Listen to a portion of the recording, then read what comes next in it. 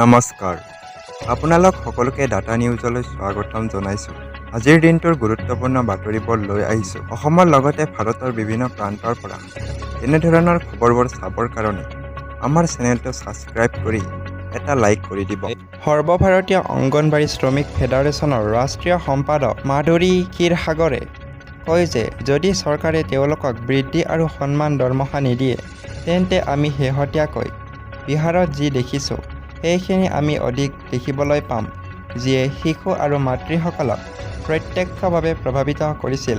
উচ্চ দৰমহাৰ দাবীত ধৰ্মঘটত অংশগ্ৰহণ কৰাৰ বাবে নৱেম্বৰ মাহত বাংকা জিলাৰ সকলো অংগনবাড়ী শ্ৰমিকক নিলম্বিত কৰাৰ পিছত মুঠ ২,৩৫৭টা অংগনবাড়ী কেন্দ্ৰ দুমাহৰো অধিক সময় বন্ধ হৈ আছিল।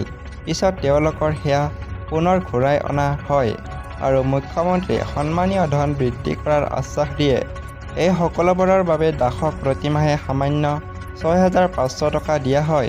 প্ৰায় ৩,০০০ অংগনবাড়ী কৰ্মী আৰু সহায়কাৰীয়ে ফেব্ৰুৱাৰী মাহত অসমৰ গুৱাহাটীত মাননি বৃদ্ধি আৰু কৰ্মসংস্থাপনৰ সুবিধাৰ দাবীত প্ৰতিবাদ সাব্যস্ত কৰিছিল।